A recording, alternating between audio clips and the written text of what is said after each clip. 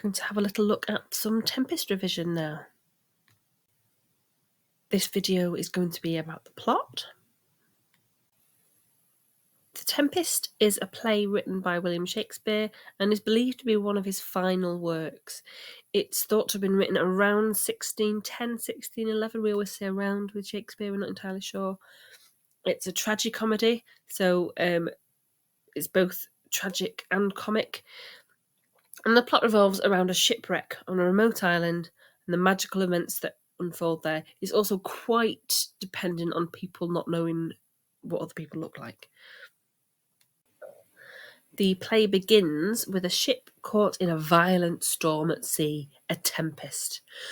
On board are nobles and courtiers, including the King of Naples, Alonso, and his son Ferdinand. This is not a natural storm. It's been conjured by Prospero, who's the rightful Duke of Milan. And he was overthrown and exiled to the island years ago with his young daughter Miranda by his treacherous brother Antonio. Prospero is a powerful sorcerer and he uses his magic to control the storm, causing the shipwreck and bringing all the passengers to his island. And the shipwrecked individuals find themselves separated and scattered across the island, unaware of each other's presence.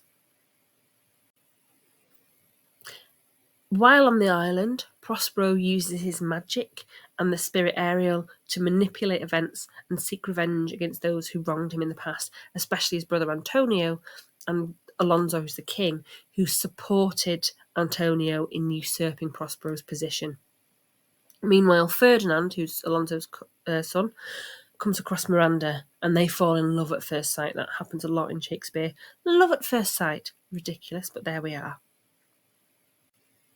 Throughout the play, there are several subplots involving other characters, like Caliban, who's a deformed and uncivilized creature, who's the son of a witch, and he used to own the island before Prospero got there. There are also the shipwrecked drunken sailors, Stefano and Trinculo, who encounter Caliban and get involved in the sort of a comic subplot, a bit of comic relief. As the play progresses, Prospero's machinations lead to various encounters and revelations, eventually bringing all the characters together. Prospero confronts his enemies, forgives them, and seeks redemption for past wrongdoings. Ultimately, he decides to give up his magical powers and return to civilization. And with the help of Ariel, he orchestrates the resolution of the story. The Tempest explores themes of revenge, forgiveness, power, colonialism, the transformative nature of art and magic. It's known for its rich language, complex characters, and imaginative uses of stagecraft, making it one of Shakespeare's most enduring and celebrated works. It is quite good. Yeah, give it a watch. And now we're going to look act by act. Act 1. The play opens with a tempest at sea, where the ship that's carrying Alonso, the King of Naples, and other nobles is wrecked. We're introduced to some of the main characters, so Prospero, Miranda, and Ariel. So Prospero is the sorcerer, Miranda is his daughter, Ariel is a spirit who helps Prospero.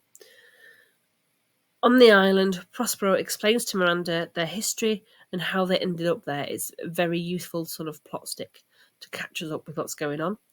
We also meet Caliban and learned about his relationship with Prospero. Act 2. The shipwrecked survivors start to find each other on the island. Alonso, Sebastian, Antonio, and Gonzalo are all together. Sebastian and Antonio plot to kill Alonso and take control. Then Caliban encounters Stefano and Trinculo, who are a bit drunk, and they believe that Caliban is a god and plan to exploit him for their benefit. That doesn't make sense. If you think you've met a god, brilliant, there's a god, let's use him to get our own way. I don't know what they were thinking, but anyway. Ferdinand is found by Prospero and Miranda, and Prospero tests Ferdinand's intentions and treats him quite harshly.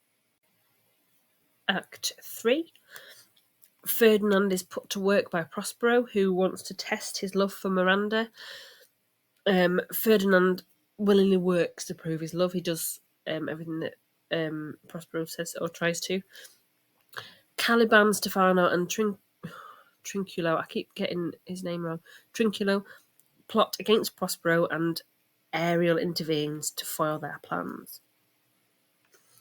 Alonso and his companions are tormented by Ariel's illusions as a form of punishment for their past deeds. So Ariel sort of makes them go a bit mad. Act 4. Prospero confronts Ferdinand and Miranda, approves of their love, gives his blessing to their marriage. It's all going very well for them. Caliban, Stefano, and Trinculo's plot is further thwarted by Ariel, and Prospero confronts his enemies, Alonso, Antonio, and Sebastian, and he forgives Alonso for his past actions. Act 5. This is what I was saying before. A lot of Shakespeare's play rely very heavily on no one knowing what anyone else looks like, or having really bad memory for faces. So Prospero reveals his true identity to Alonso and the others. He forgives them, asks for their help to return to Naples. Prospero frees Ariel and tells him to prepare the seas, to calm the seas for their voyage back to Naples. Prospero delivers his epilogue, asking for applause and mercy. The play ends with Prospero's decision to leave his magic behind and return to Milan. And that's the end. That's the whole of The Tempest. For more Shakespeare revision, subscribe to this channel. There'll be new videos out every week, and check out the playlists linked below.